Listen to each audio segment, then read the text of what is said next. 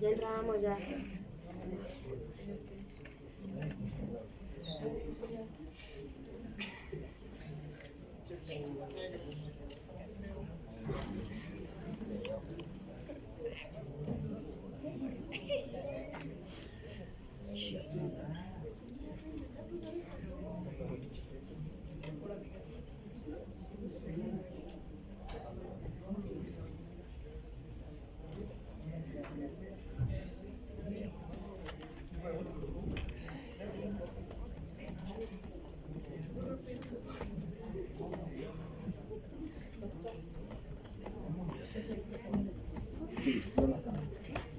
Sí, voy a estar aquí abajo.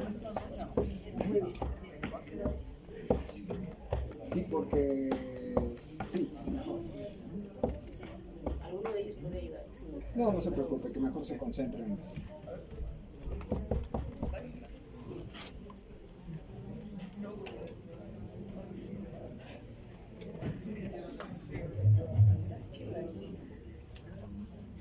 Chicos, buenas tardes, ¿cómo están? Les doy la más cordial bienvenida a esta ponencia en el marco del cuarto foro de investigación Ecos de Ciencia y Tecnología. El día de hoy, y quiero que pongan mucha atención, el día de hoy tenemos un ponente de lujo y por supuesto que les pido toda la consideración y respeto. Voy a dar lectura a un pequeño fragmento de la trayectoria del doctor Juan Humberto Sosa Azuela. El doctor Juan Humberto Sosa Azuela es jefe del Laboratorio de Robótica y Mecatrónica en el Centro de Investigación en Computación del Instituto Politécnico Nacional. También es miembro del Sistema de Investigación Nivel 3 y de la Academia Mexicana de Ciencias. Miembro senior de la IEEE y es autor de 20 libros, no uno, es autor de 20 libros, 8 patentes y más de 450 artículos en revistas, congresos y capítulos de libro.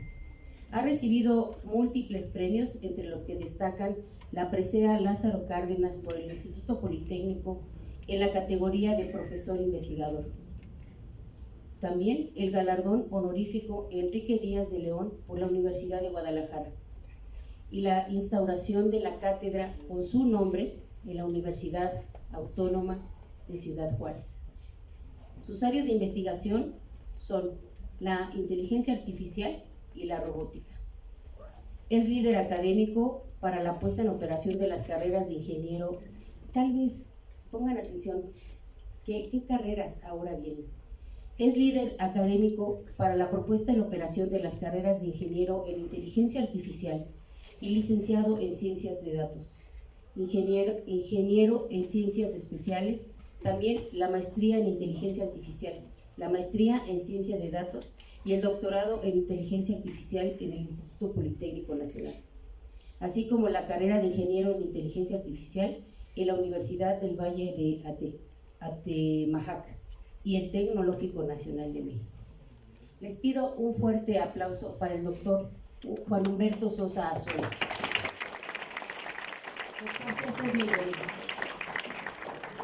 Muchísimas gracias, maestra, por la presentación. Quiero agradecer primeramente al Instituto Politécnico Nacional por la invitación, después al ser miembro del Walter Cross Buchanan, a toda la gente que se ha tomado el tiempo para organizar este evento, a los profesores, a los posiblemente investigadores y sobre todo a ustedes, muchachos, gracias por estar aquí, que como siempre a mí me gusta decir, ustedes son la razón de ser del trabajo que nosotros los profesores y los investigadores hacemos en nuestras escuelas. Entonces, ¿quién ha oído el término inteligencia artificial? Al menos, muy bien, ya muchos, ¿verdad? ¿Quién ha oído del término robótica? Más, ¿verdad? Están íntimamente relacionados. Si ustedes hubieran dicho quién ha oído del término inteligencia artificial hace 10 años, probablemente uno o dos hubieran levantado la mano. Pero ahora ya todo el mundo sabe del término y vamos a ver del por qué. Entonces, esto lo vamos a ver primero porque vamos a ver cómo precisamente la inteligencia artificial juega un papel importante en lo que conocemos hoy por hoy como la industria o la revolución 4.0. Y para eso quiero que ustedes vean un video que yo elegí al azar. Y en ese video ustedes ven cómo mecanismos de inteligencia artificial primero reconocen a la persona, cómo esos sistemas alertan a la persona de que se está durmiendo para que evite accidentes, cómo esos mismos sistemas de inteligencia artificial, fíjense, le lanza alarmas para que ella despierte. ¿Por qué? Porque puede provocar un accidente. Como también sistemas como esos evitan que ocurra un accidente protegiendo al ciclista. Y finalmente, cómo esos sistemas de inteligencia artificial evitan que él acelere, ¿sale? O sea, le evítalo para que entonces pueda pasar y no choque contra el carro que viene adelante. Entonces es solamente un video de una de las cuantas cosas que se pueden hacer. Vamos a ver muchos más ejemplos adelante, pero vamos a ver un poco con la historia. Miren, es un hecho que la inteligencia artificial influye en nuestras vidas actualmente y en particular vemos que una rama que está muy asociada, que es la automatización, a veces la vemos como un enemigo, como algo que amenaza nuestras vidas en hogares y en fábricas. Lo vemos a lo largo de la historia en lo que sería la primera, la segunda y la tercera revolución industrial. Y lo que debemos de tomar en cuenta es que la automatización, desde sus orígenes, lo que ha hecho es impulsar al trabajador a que vaya adquiriendo nuevo conocimiento y vaya desarrollando nueva capacidad y habilidad. En particular, vean ustedes esta gráfica, nos muestra cómo a lo largo de la historia, primero la mecanización, después la electrificación, en tercer lugar la informatización y finalmente la digitalización, lo que han provocado es que surjan nuevas industrias. Por ejemplo, la electrificación provoca que nazca la industria eléctrica, la informatización provoca que nazca la industria de las computadoras, la industria de los juegos, que está muy de moda y que es hoy por hoy una de los mercados más productivos que hay en el mundo. Ok, entonces, si vamos a la que es la cuarta revolución industrial, vemos que la automatización, cuando una empresa la adopta como un aliado, lo que hace es que esa empresa tenga más ganancias, si lo queremos ver así. Si una empresa que usa cuestiones como la automatización y la inteligencia artificial tiene mejores y más ganancias. ¿Qué es la cuarta revolución o la industria 4.0? No es más que la confluencia de un conjunto de tecnologías bien establecidas. No sé si ustedes han oído los términos Internet de las cosas, datos masivos, minería de datos, analítica de datos. Uno que casi estoy seguro que han oído hablar es el sexto, realidad virtual, realidad aumentada. Cómputo en la nube, robótica, ya hablamos de ello. En particular la colaborativa o cobótica, en donde el robot colabora con el ser humano para desarrollar tareas conjuntas, siempre centradas en el ser humano. Entonces, ¿qué es la cuarta revolución o la industria 4.0? No es más la que confluencia de todas esas tecnologías para lograr una economía de tipo más global. Ok, bien. Entonces, la automatización, ¿qué es lo que provoca? A lo largo de la historia lo que provoca es que desaparezcan ciertos trabajos y que aparezcan otros trabajos, otras oportunidades. Entonces, ustedes deben de ser muy cuidadosos en lo que estudian. No sé si aquí terminen sus estudios o van a decidir estudiar una licenciatura. Es muy importante que ustedes decidan qué estudiar porque probablemente, si no eligen bien, ese trabajo puede ser fácilmente reemplazable por una máquina. Bueno, entonces, el nuevo actor es la inteligencia artificial. Y la inteligencia artificial, en lugar de ser un enemigo, debemos de verlo como un aliado que nos auxilia en el proceso de aprendizaje de las cosas.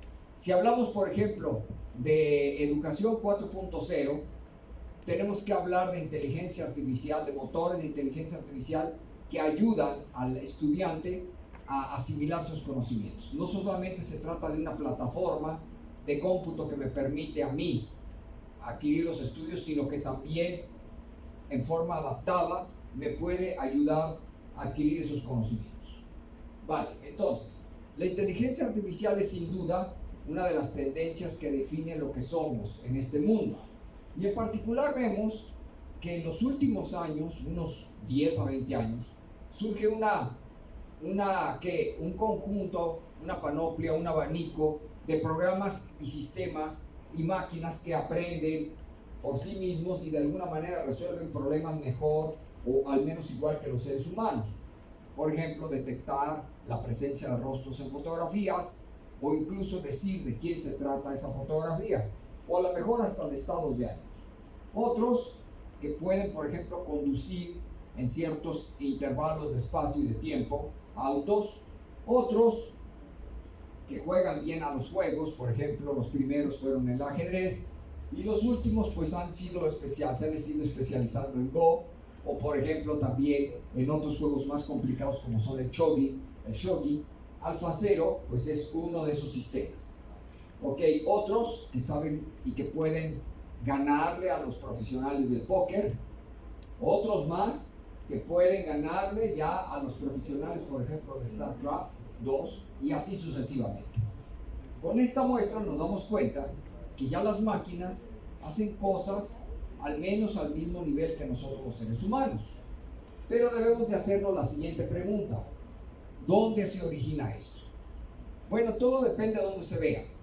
Podemos darle inicios allí en Manchester, en Inglaterra. En el año 51, un par de señores, esos que están ahí, diseñan los dos primeros programas para jugar damas y jugar ajedrez en una máquina que ya es una máquina de museo, una Ferranti Mark I, ¿vale? Entonces, ese sería el origen de una manera de lo que sería lo que llamamos la inteligencia artificial, el aprendizaje para máquinas. Bueno, vamos a ver qué es la inteligencia artificial. Ya que estamos entrando en materia, tenemos que ver que la inteligencia artificial es, por un lado, una ciencia. Entonces ustedes, por ejemplo, están estudiando en un centro que tiene que ver con cuestiones de tecnología, pero también con cuestiones de ciencia. De hecho, este foro trata ese tema. Entonces, la inteligencia artificial, por un lado, es una ciencia en tanto que permite generar conocimiento, pero también es una ingeniería porque permite generar soluciones a problemas reales. Entonces, la ciencia de las máquinas inteligentes, o sea, de las máquinas que exhiben un comportamiento, fíjense, toman decisiones apropiadas en circunstancias inciertas. Por ejemplo, si ustedes quieren diseñar un auto que vaya de aquí a allá, ese auto va a tener que tomar decisiones en circunstancias inciertas, porque va a haber otros autos, personas y demás. Es una máquina o un sistema que puede aprender a través de sus experiencias pasadas, similar a como lo hacemos los seres vivos, los seres humanos. ¿Quiénes son los padres o las personas que acuñan este término? Eso ya hace mucho tiempo. Hace exactamente 63 años, en el 56, en un congreso que se organiza en la ciudad de Dartmouth, estos tres señores, vean ustedes, McCarthy, Minsky y Shannon, el padre de la teoría de la información, acuñan el término inteligencia artificial. Bien, entonces, ¿para qué sirve? Vamos a dar primeramente un listado de ejemplos y después voy a mostrarles pictóricamente cuestiones más familiares. Entonces, esta empresa de prospección tecnológica hace una predicción bien interesante, y esto tómenlo en cuenta, porque a lo mejor alguno de ustedes decide ser empresario en un futuro. En el año que sigue, a nivel mundial, el 30% de las empresas ya van a estar usando motores de inteligencia artificial en sus procesos de venta. 3 de cada 10 empresas. Quiere decir que si ustedes o alguna empresa no la usa, se va a quedar atrás. ¿Ok? Así que, por ejemplo, si alguien trabaja en asistencia, en diseño de asistentes personales o hasta el turismo, no importa literalmente cuál es el área actual, todas esas áreas de aplicación ya utilizan inteligencia artificial. Por ejemplo, ustedes lo ven en teléfonos, lo ven en televisiones, lo ven en ¿En qué? En relojes y demás. Ok, entonces, ¿cuáles son los retos? A veces oímos hablar del término inteligencia artificial y creemos que es algo muy sencillo. No es tal. Hay retos que se nos presentan, y a pesar de que tenemos mejor poder de cómputo, eso es indudable, a pesar de que tenemos datos con los cuales podemos entrenar sistemas de inteligencia artificial, y a pesar que tenemos técnicas, por ejemplo, el llamado aprendizaje profundo, las redes neuronales, todavía hay camino que recorrer. Todavía tenemos que concentrarnos en los datos, porque hay todavía mucho trabajo que hacer en los datos que usamos, por ejemplo, los sonidos o las imágenes. La parte de la inteligencia artificial multitarea, ahorita digo qué es, y la parte todavía del hardware. Si hablamos, por ejemplo, de los datos, tenemos que ver que una inteligencia artificial actual, en lo general, requiere de muchos datos, requiere de muchas imágenes. Por ejemplo, AlphaZero, el sistema que aprendió a jugar Go, necesitó analizar al menos 4.5 millones de partidas. Eso es muchísimo. Yo les aseguro que una persona, ustedes le explican las reglas y con esas reglas esta persona puede razonar y puede aprender a jugar bien ese juego.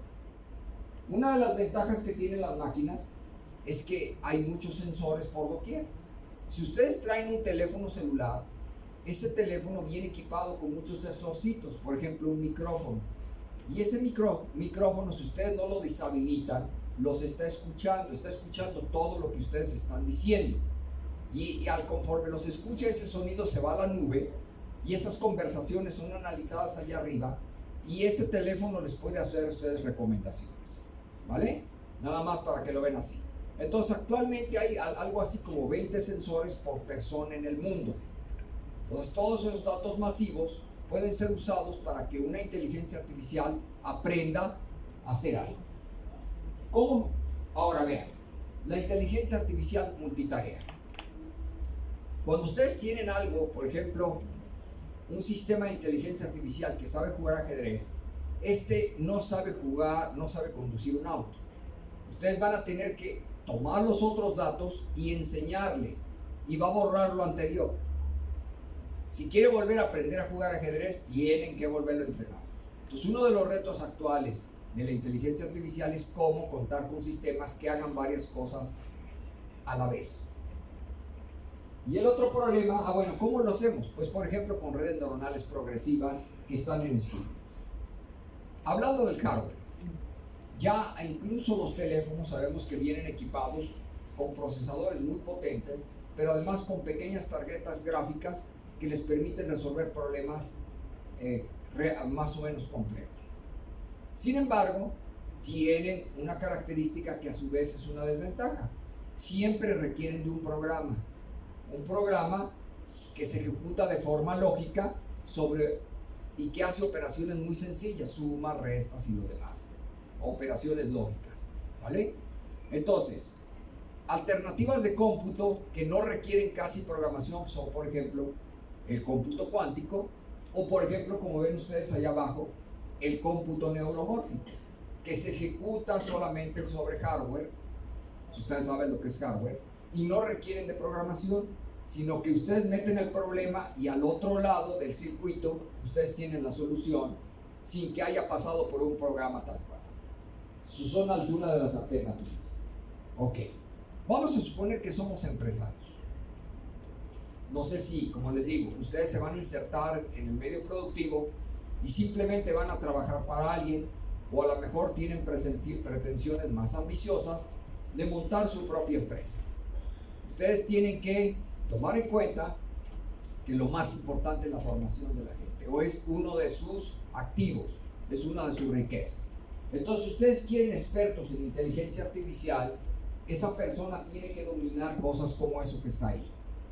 Y cada uno de esos que están ahí es un curso de 6 meses. Entonces eso no lo ven ustedes, o a lo mejor lo ven muy embarradito, ¿verdad? Aquí. Entonces nada más cuéntenle cuántos cursos hay ahí.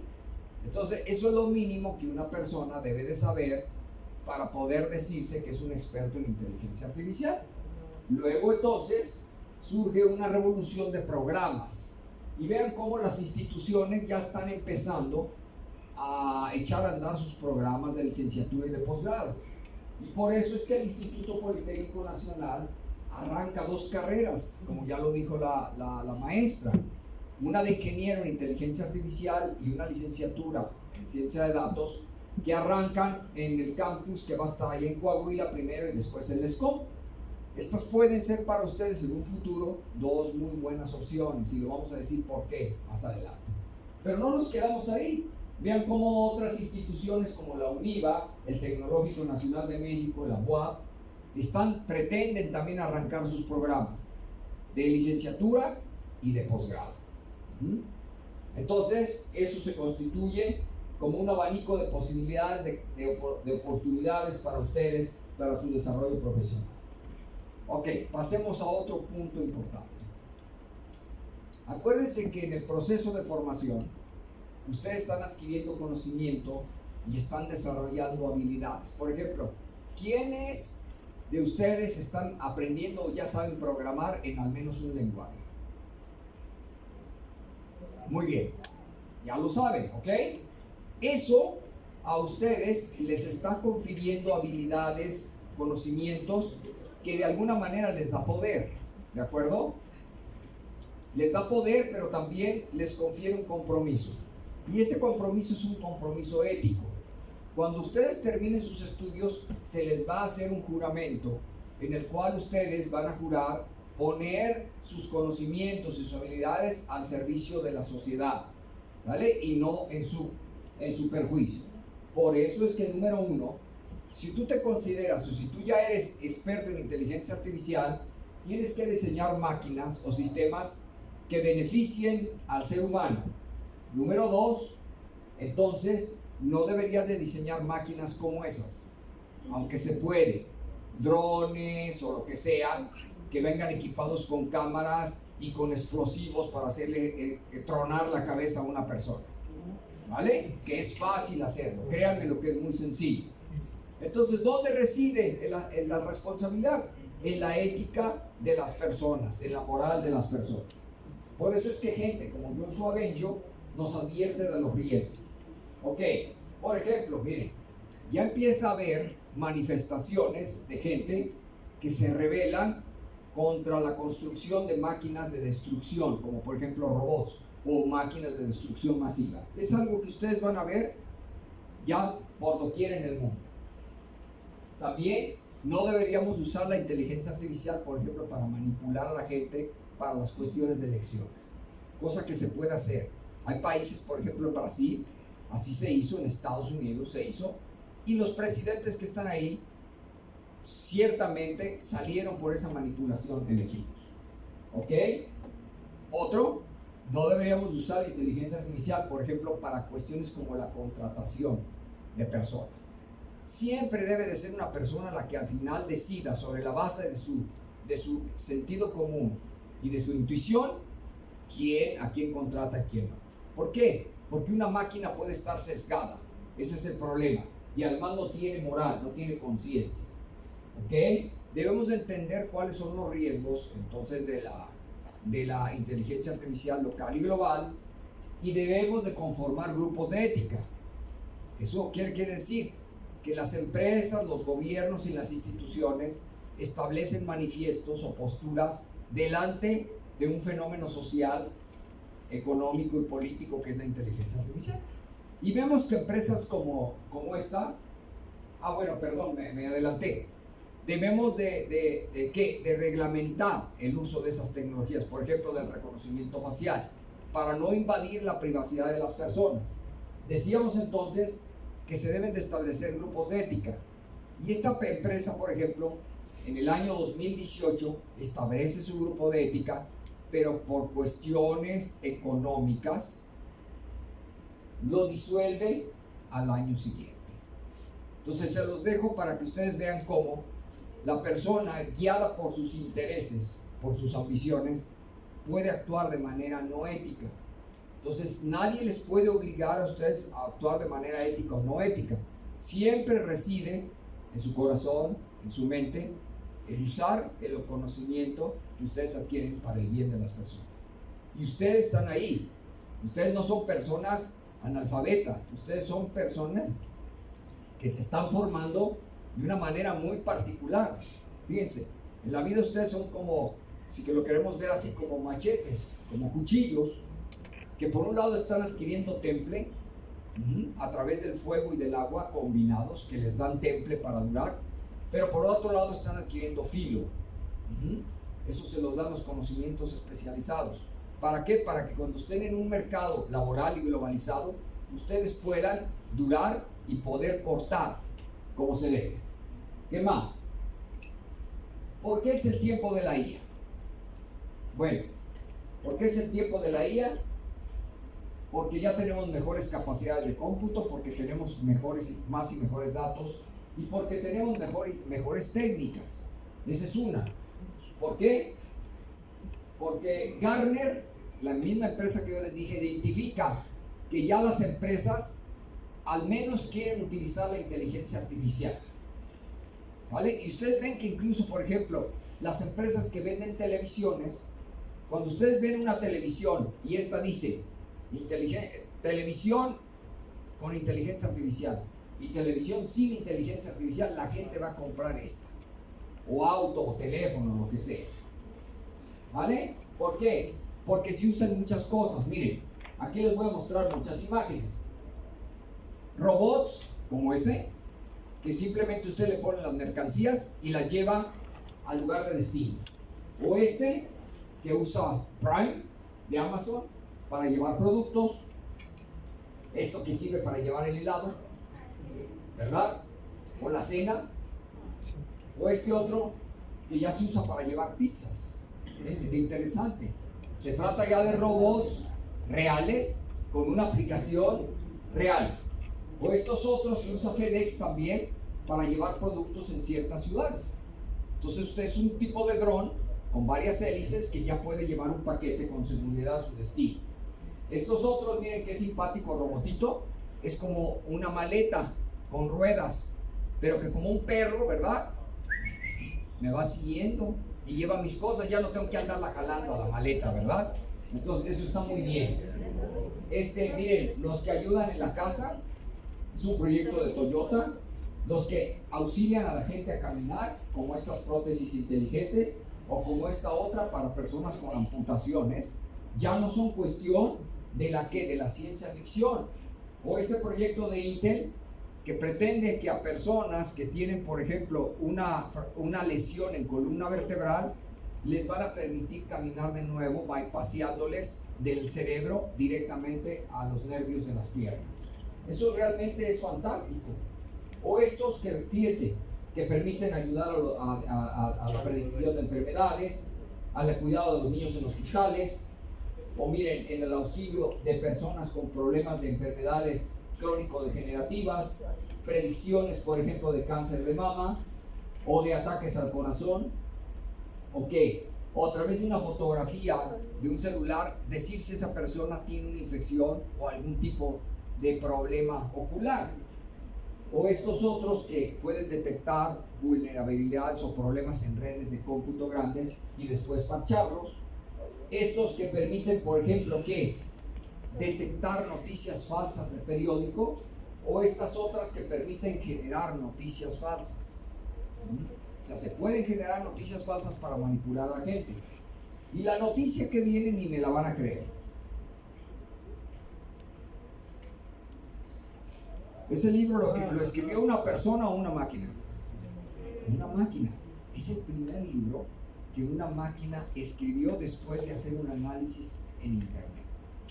Qué interesante, es un experimento que hizo Springer Verlag y la universidad y la Universidad de Goethe. Muy interesante. Vean estos que permiten, es el ascenso del reportero, el estacionador automático de autos, el detector de personas, de transeúntes, el que va a tratar de evitar machucar a las personas, muy importante, ¿verdad? El que puede circular por las carreteras a altas velocidades. Miren, ya están en prototipo los robots mensajeros, los basureros, los taxistas. Al rato los Ubers, simplemente yo lo llamo y va a ser el propio carro el que viene, me va a recibir y me va a llevar a mi lugar. ¿verdad? Este prototipo de Toyota, que ya es un auto semiautomatizado, y ya un prototipo completamente automatizado que va a salir pronto, es el del Rolls Royce. No sé si ustedes sepan lo que es un Rolls Royce, pero un Rolls Royce es de lo mejor que hay. Bueno, si ustedes tienen dinero, ese carrito le sale en $6 millones. Barato, ¿verdad? Pero vean ustedes, es un auto de confort sin volante, ¿vale? Busquen el volante, no hay volante. Entonces, eso es lo que se nos viene, muchachos y muchachas, ¿sale? Vean, esta bicicleta no es de nadie. Esa bicicleta empieza a circular como prototipo en China. Yo la llamo, me subo a la bicicleta, pedaleo y después dejo la bicicleta. Con eso, ¿qué hago? Ya no hay tantas bicicletas. El parque vehicular se va reduciendo. Esa es una de las ventajas. Los que juegan bien, miren, aquí Nature, una de las revistas más importantes, nos advierte que ya puede uno jugar. Hay sistemas de inteligencia artificial que juegan mejor que las personas. Y ojo, cuando a veces uno juega contra máquinas, esas máquinas ya son super humanos, en el sentido de que pueden jugar muchos juegos como el póker mejor que uno, y es una máquina a la que te puede estar ganando el dinero y tú ni siquiera te estás dando cuenta, ¿sale? O miren este es el primer deporte inventado por una máquina. Este de aquí son aconsejadores para los coaches en básquetbol, por ejemplo, para decirte qué jugadas hacer, a quién contratar. Entonces ya los coaches o los dueños de los equipos de fútbol americano, béisbol, lo que sea, ya van a hacer sus contrataciones así. Mira, a este no, pero a este sí. No se trata nada más de que haga, ¿ok? Miren, estos, ya los próximos árbitros en las Olimpiadas, al menos auxiliares, van a ser máquinas, ¿vale? No van a ser solamente las personas, porque las personas a veces somos muy subjetivas y las máquinas no.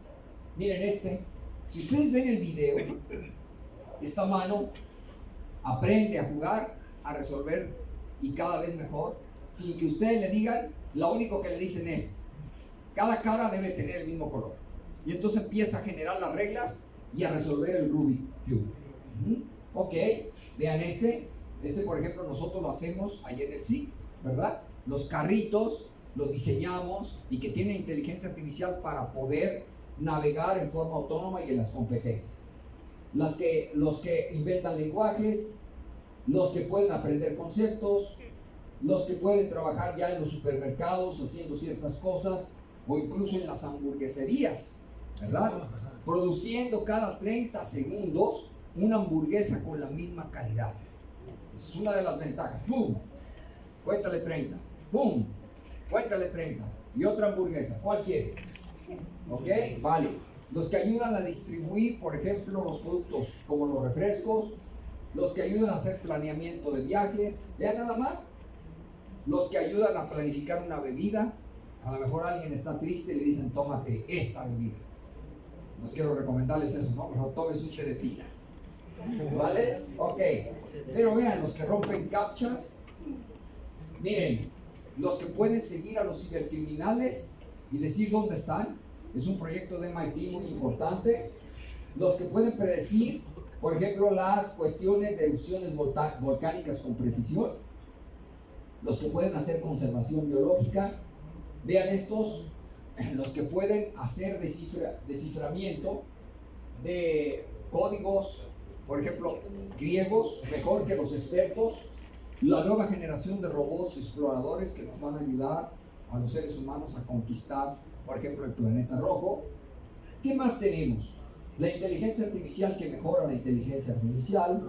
Los robots de guerra, ni modo. Esos, por ejemplo, son robots desarrollados por la industria militar estadounidense para llevar las cosas.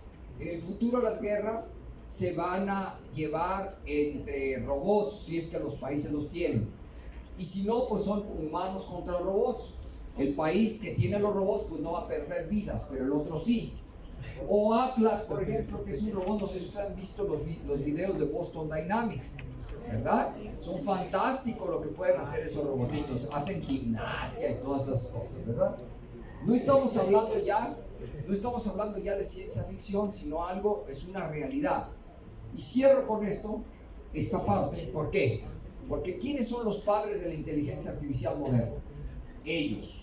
Son 3 canadienses que ACM, que es la Association for Computer Machinery, que es al igual que la IEEE, la asociación que entrega el reconocimiento más importante en computación, y se llama la presea Alan Turing, en honor al gran matemático Alan Turing, ¿vale? Que da pie también a cuestiones como inteligencia artificial. Entonces ellos les dan sus respectivas medallas y $1 milloncito. Nada más, ¿verdad? Entonces con esto podemos decir que la inteligencia artificial vino para quedarse. Ok, algunas cifras ya para terminar. Ven, ¿quiénes son los países que más invierten? Pues Estados Unidos y China.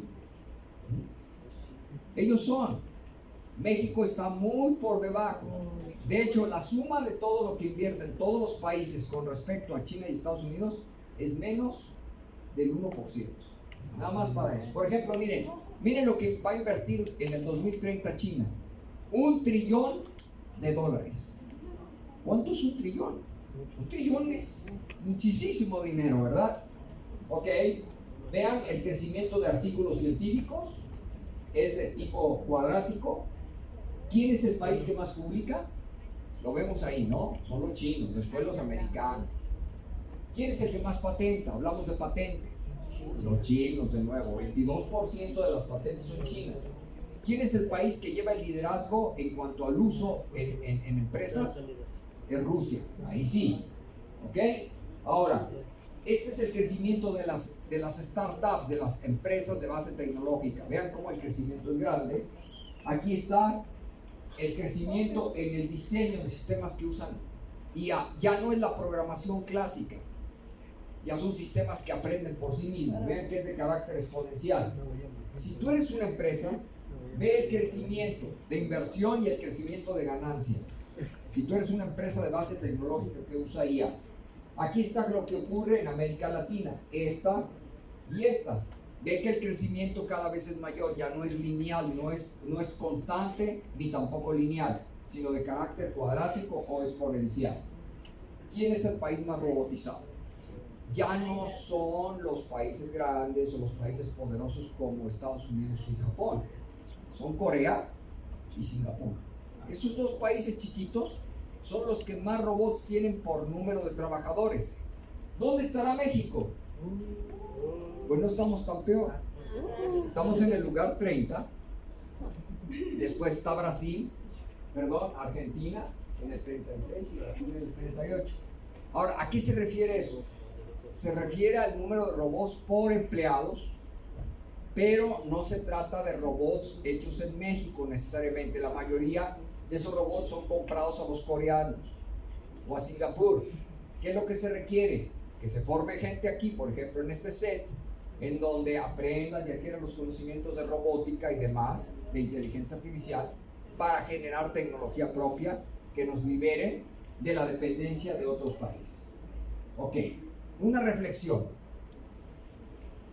Tarde o temprano, un programa, un algoritmo me reemplazará a la gente, o una máquina hará su trabajo. Esa pregunta es importante, ¿verdad? Y debemos de tomar en cuenta que a partir del 2025 y durante 10.000 años, las cosas van a cambiar o va a ser un periodo crítico para el trabajo tradicional. ¿Qué va a pasar? Que mucho del trabajo tradicional va a desaparecer y muchos otros van a aparecer. Entonces, vemos esta gráfica publicada por el World Economic Forum, el Foro Económico Mundial, donde nos dice que, vean ustedes, el año pasado el 29% de las tareas a nivel mundial las hacían ya las máquinas, pero en el año 2022 va a ser el 42%, y en el año 2025, o sea dentro de 6 años, va a ser ya el 52%. ¿A qué nos referimos? Bueno, el Universal hace un poco más de un mes hizo un estudio bien interesante, Banxico, y lo publica ahí. Y Banxico nos dice que el 68% de los mexicanos están trabajando en cosas reemplazables. ¿Cuáles? Por ejemplo, vean, la gente que está trabajando en el agro o en el forestal tiene un 97.8% de probabilidad de ser reemplazado por un sistema o por un robot. Vamos a ver cuáles son las carreras que en ese periodo van a desaparecer. Las primeras que van a desaparecer. Ahí está. Los traductores profesionales, adiós. ¿Vale? Goodbye. Si alguien dice, yo soy un traductor profesional, bueno, señor, pues yo lo reemplazo por este sistema de lenguaje natural. ¿Quién más? Los intérpretes. Es lo mismo. Alguien que traduce de un idioma al otro, yo ya tengo un programita que lo hace en 50 idiomas. ¿Usted lo puede hacer en 50 idiomas? No, pues solo en 2. Ah, pues, adiós, arrivederci. O bien, los recepcionistas, los empleados de cadenas de comida rápida, los radiólogos, ¿quiénes más? Los mecánicos, los de impacto industrial, los inspectores industriales, los asistentes legales. Entonces sí es muy importante, muchachos, que ustedes vayan eligiendo y vayan adecuando su conocimiento y adquisición de capacidades a lo que se va viniendo, porque eso es inevitable a nivel mundial. ¿Ok? Entonces vean, esa es la probabilidad ya por carreras, por algunas carreras. Y ustedes ven que hay unas carreras que son fácilmente reemplazables y otras cuesta más trabajo. ¿Cuáles creen ustedes que son las más protegidas? Los actores, por ejemplo, están relativamente protegidos, pero hay gente más protegida que ellos. Ajá, ahí les va. La gente más protegida somos, por ejemplo, los profesores. ¿Cómo la ven? Vean, y no me la inventé yo. Son los médicos, son los dentistas. Fíjense, estamos bien protegidos. ¿Por qué? Porque la siguiente gráfica nos muestra. Vean esa gráfica, no sé si alcancen a notarla. Arriba aparecen las tareas que son mecanizables. Entonces ustedes ven ahí, por ejemplo, los que trabajan como en los call center, ya, son fácilmente los contadores, todo eso es mecanizable. Los mecánicos, los que venden en una tienda. Lo difícil son aquellos que tienen cuellos de botella, que necesitan interacción fuerte con los seres humanos. Por ejemplo, los médicos, los abogados, los profesores. Toda esa gente todavía no es reemplazable. Todavía. Ok, muy bien. Límites. Toda tecnología tiene límites. Por ejemplo, los aviones tienen límites. ¿Estamos de acuerdo? Los autos tienen límites. Entonces, vean lo que nos dice este señor. En lo que al concierne, la inteligencia artificial todavía es tonta, todavía es estúpida. ¿Quién conoce a este señor? Ajá. Él fue el que junto con don Steve Jobs crea todo lo que ahora conocemos como los iPhones, los iPads y todo eso, empezando con Apple. Este señor Wozniak, él dice, y en ese artículo él argumenta por qué todavía la inteligencia artificial en ciertos aspectos no está a la altura de los seres humanos. Cuando usted le pone, por ejemplo, exámenes, sobre todo como estos, ¿ah? Esos que son a nivel preparatoria, eso que ustedes están estudiando ahorita, ¿sale? Eso le cuesta mucho trabajo a la inteligencia artificial. ¿Saben por qué? Porque involucra razonamiento. Yo necesito razonar para poder resolver eso. Sin embargo, cuando se trata de preguntas de opción múltiple, como esa, ya una inteligencia artificial es capaz de pasar exámenes de secundaria. ¿Sale? Entonces no desdeñemos a las máquinas.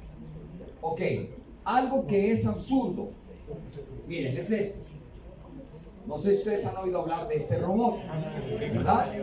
Ningún robot como ese puede reclamar respeto y derechos para las máquinas. Ninguno. ¿Por qué? Porque para pudiera hacer esto necesitaría razonar, necesitaría pensar, necesitaría ser libre, necesitaría ser un ser con voluntad y necesitaría tener conciencia.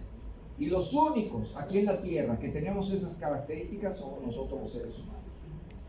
Vale, conclusiones. Les voy a dar 3. Fíjense. Todavía no hemos descubierto las leyes o principios que rigen la inteligencia. Ya se descubrieron los principios de la mecánica, fue Newton, ¿se acuerdan? Ya se descubrieron los principios y las leyes del electromagnetismo, fue Maxwell, ¿vale? Y así sucesivamente. A pesar de eso, de que no hemos descubierto los principios y leyes, ya podemos diseñar o construir máquinas inteligentes. No hay leyes de la física que impidan esto. Imagínense cuando el hombre descubra las leyes. Lo que va a poder hacer va muchísimo más allá de lo que podemos hacer actualmente. Bueno, a lo largo de la charla, simplemente lo que hemos hecho es rascar, fíjense, rascar así, la superficie de un fenómeno que se nos viene y que es inevitable. No importa lo que yo o lo que tú pensemos al respecto, de todas maneras va a suceder. Y el cómo la inteligencia artificial va a afectar nuestras vidas a corto, a gran escala, en un futuro cercano, Kevin Kelly nos lo dice en uno de sus libros. Dice que conforme esta tecnología se inserta en nuestras vidas de manera profunda, véanlo, sin duda va a venir a ser la nueva infraestructura que impulse la siguiente revolución industrial. ¿De cuál revolución estamos hablando? No, de la quinta, de la economía circular, y ya estamos entrando ahí. ¿Cuál es esa economía? Esa economía nos dice que nada es desperdiciable, ¿sale? Nada. Si ustedes creen que hay algo que se puede desperdiciar, esta nueva revolución, yo tiro un papel o agarro un unicel o lo que sea, no. Todo lo puedo reutilizar para el beneficio del hombre, entonces no va a haber basura. Así de sencillo. Es una revolución en donde no debe de haber basura, todo se debe reutilizar. Y recuerden que hay un principio de la física que nos dice que la materia, ¿qué? No se crea. Exacto, la materia no se crea, ni se destruye, sino que ¿qué? Se transforma. ¿Y quién es el único en la Tierra que tiene esa capacidad? El hombre. El humano, ¿verdad? El ser humano. Nosotros, jóvenes, compañeros, somos los que tenemos esa gran responsabilidad, ¿verdad? De transformar la materia siempre a nuestro beneficio. Por eso se le llama circular o global. Ok, puede que se nos venga una singularidad tecnológica. Bueno, y si es así, ciertamente la inteligencia artificial va a ser uno de los grandes actores. ¿Ok? Se necesitan documentos regulatorios para que nos digan cómo, cuándo, dónde, con quién y por qué utilizar esa tecnología. Porque no se trata de una tecnología de corto alcance, se trata de una tecnología de uso global que simplemente yo puedo apretar un botón o puedo pronunciar un comando verbal o puedo manipular con realidad aumentada. No sé si ustedes vieron el juego de Ender, ¿verdad que sí? Si leyeron el libro o vieron la película, ustedes ven cómo este muchachito puede comandar naves a muy larga distancia y desatar una guerra. De eso estamos hablando, ¿verdad? De ese tipo de cosas. Entonces, se necesitan documentos rectores y regulatorios al respecto. Si les gusta leer, y espero que así sea, hay una colección de libros tanto en inglés y en español, ya hay unas buenas traducciones, de libros de divulgación que nos dicen y nos cuentan cómo se viene dando y cómo se va a dar este tipo de fenómenos. Aquí tienen otros, miren, que nos hablan acerca de la singularidad tecnológica. Entonces, si ustedes no saben inglés, aprendan inglés. Es una de las cosas que deben de aprender, ¿vale? Y bueno, eso es todo por mi cuenta. Muchas gracias. Y pasamos a las preguntas.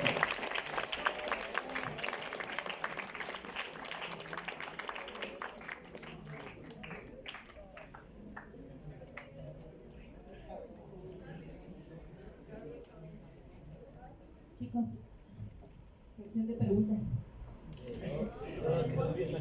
Te dejo sin parar. No tengan temor, adelante. Vamos. Si no hay preguntas, algún comentario sería muy bueno.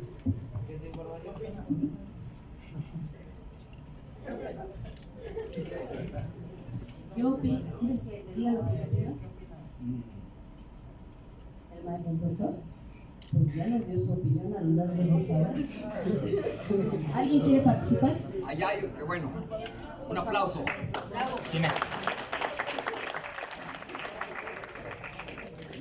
¿Cuánto tiempo se puede dar la transformación? ¿Cuánto qué, ¿En perdón? cuánto tiempo? A ver, ¿en cuánto tiempo ya estamos ahí? Ya, ¿por qué ya estamos? Porque ya hay empresas, ya hay gobiernos que están implementando acciones y están regulando eso. Por ejemplo, mira, cualquier empresa que trate de transformar el CO2, sí sabemos lo que es el CO2, ¿verdad? ¿Dónde emana el CO2? En el ambiente, ¿de dónde sale? De la chimenea, de las fábricas, de los autos, etcétera. ¿Sale? Ahí sale.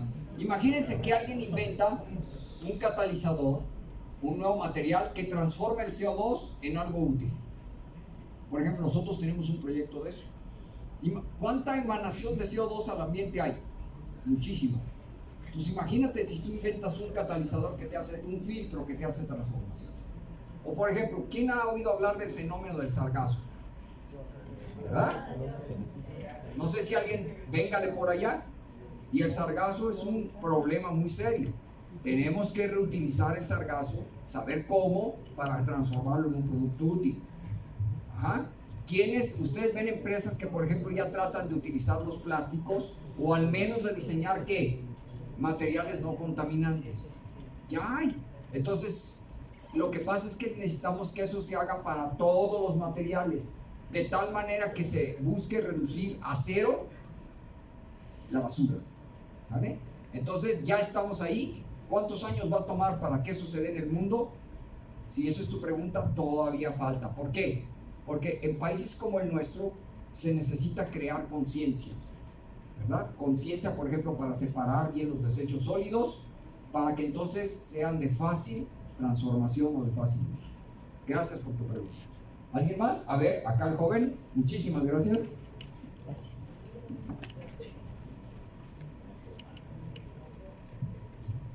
¿Qué opinas sobre hacernos uno con la máquina? Muy bien, buena pregunta. Hacernos uno con la máquina. Si entiendes, a ver si entiendo tu pregunta. Hacernos unos es, por ejemplo, cyborg. Sería un cyborg, ¿verdad? ¿Qué es un cyborg? Bueno, no sé cómo tal el concepto, pero por ejemplo, Elon Musk está con un proyecto en el cual está haciendo investigaciones con el cerebro, están implantando un chip para el futuro poder ayudarnos a impulsar nuestras capacidades, Ajá. mejorarlas. Esa sería una parte. Pero básicamente hay dos tipos de cyborgs. Un cyborg es implantar un cerebro humano en una máquina. No importa la forma que tenga, a lo mejor tiene ruedas, alas, patas, ¿sale? Tiene órganos y partes que son máquinas, que tienen inteligencia. Por ejemplo, este chip pudiera hacer eso, conectarme yo a internet. Entonces, ¿quién de ustedes trae aquí alguna prótesis? O por ejemplo, yo no creo que ustedes, pero yo sí traigo, por ejemplo, una parte que ya no es mía y que me ayuda a vivir. Y se llama marcapaso. ¿Saben lo que ustedes es un marcapaso? ¿Qué es un marcapaso? No es un corazón, ¿eh? Un marcapaso es un reloj. Mi corazón ya no funcionaba, entonces no necesitaron cambiarme el corazón. Me pusieron este marcapaso, aquí está. Es una cosita que tiene una pila y tiene unos cablecitos y hace que mi corazón lata a una frecuencia constante. Si yo no tuviera esa maquinita, yo ya no viviría y ya no estaría dándoles esta charla, ¿vale? Entonces yo ya empiezo a ser cyborg. Esa es una manera de ser cyborg. Entonces, yo lo veo bien desde ese punto de vista. ¿Por qué? Porque al menos me da una mejor calidad de vida durante un tiempo. El problema es que a lo mejor quieras que tú ocurra lo que ocurrió en Alita. No sé si viste Alita. Sí, ¿verdad? Donde la gente, ¿qué es lo que se hace? Se pone instrumentos de máquina para poder competir en ese juego y destrozarse. Esas son las aberraciones que se pueden presentar para adquirir más fuerza, que no está mal, pero para un beneficio propio o en perjuicio de la gente. Para tener las leyes que dicen, ¿no? Para que haya un control. Exactamente. Entonces, de que en un futuro vamos a hacernos de alguna manera uno con la máquina, sí. Hay dos formas de hacerlo. Uno, que yo colabore, que las máquinas colaboren conmigo en lo que es la cobótica, para que las máquinas me ayuden a hacer tareas peligrosas, tediosas y demás. Entonces, por ejemplo, a lo mejor yo no puedo cargar una tabla muy pesada y larga, un robot me puede ayudar o las máquinas lo pueden hacer. Otra, me pueden a mí poner órganos, por ejemplo, a lo mejor un riñón, un hígado, un corazón, que son máquinas inteligentes que me prolongan la vida. Entonces, sí, esa es la tendencia natural. ¿Qué tal si una persona pierde un ojo y le ponen un ojo que le ayuda a ver? Y eso necesita un chip, ¿verdad? Que conectado a su cerebro le confiere la vista de nuevo. Por supuesto que eso es bueno. ¿Ah? Hay que tener riesgo de no pasar la raya. La raya es cuando hacemos eso en perjuicio de la gente. ¿Vale? Muchas gracias por tu pregunta. ¿Alguien más? Allá atrás, por favor.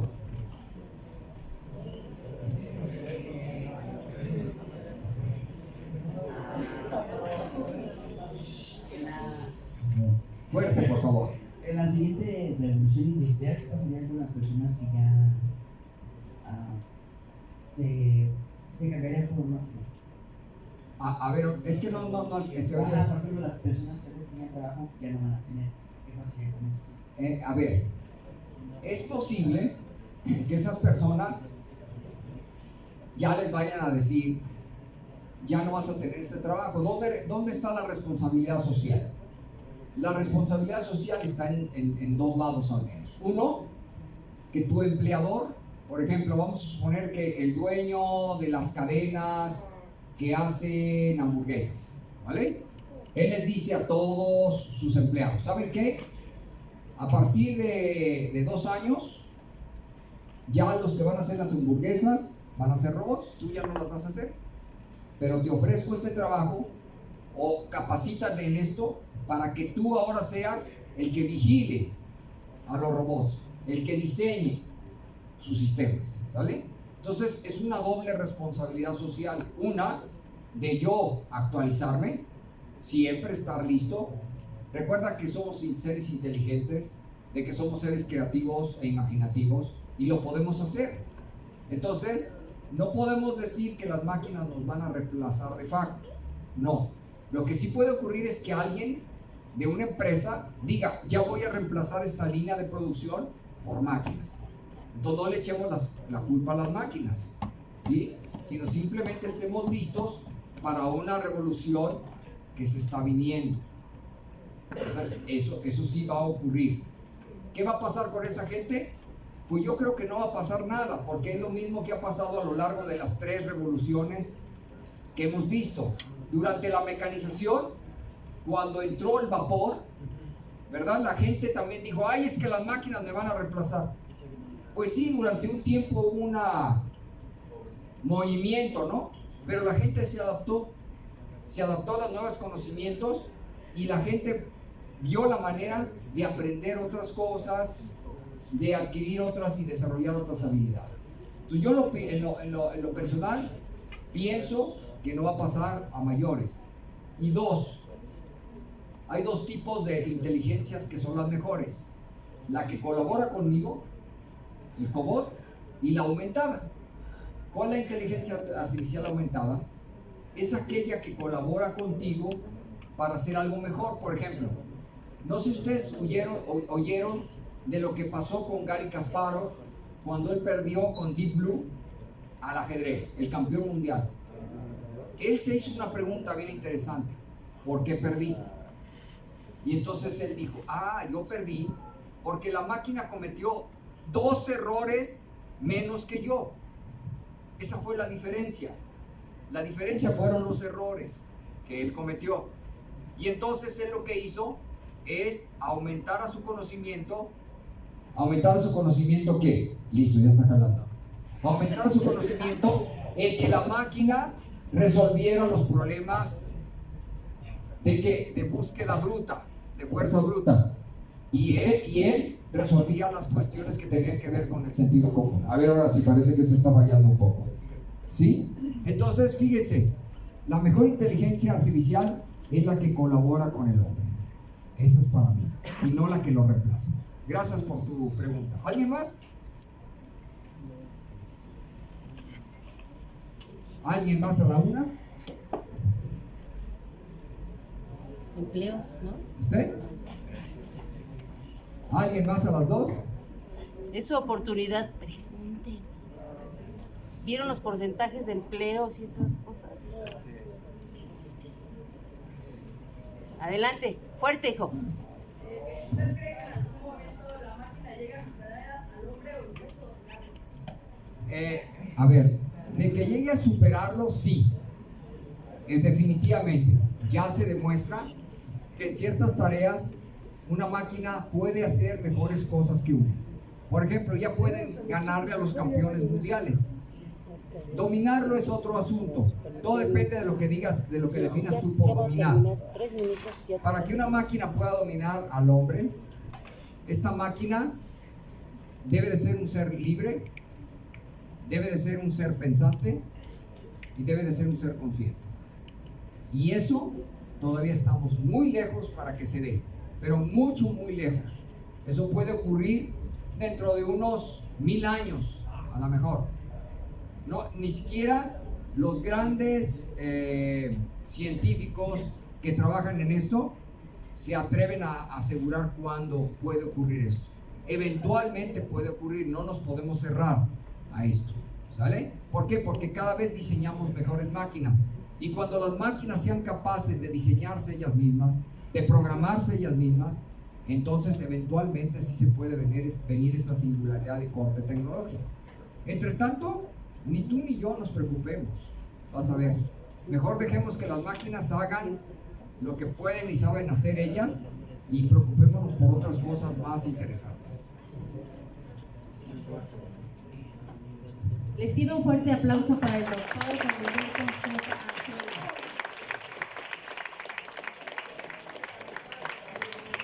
Doctor, muchas gracias por su participación. De verdad nos ha dado un gusto impresionante, enorme tenerlo aquí con nosotros y que nos comparta con toda claridad Gracias, lo maestro. que viene. Y le cedo el micrófono a mi directora para que le otorgue su constancia.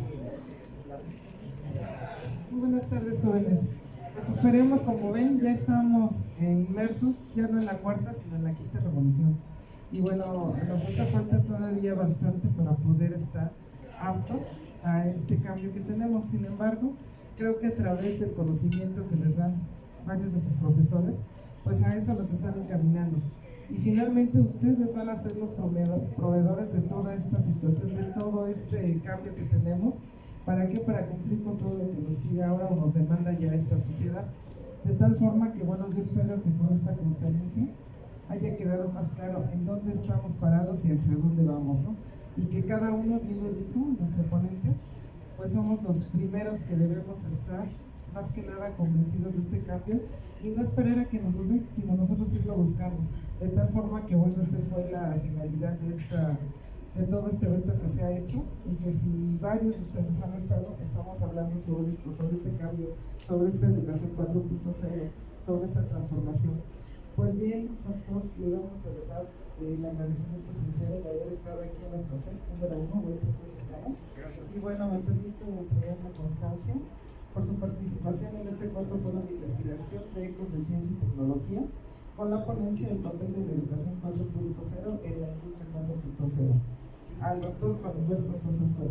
Muchísimas gracias.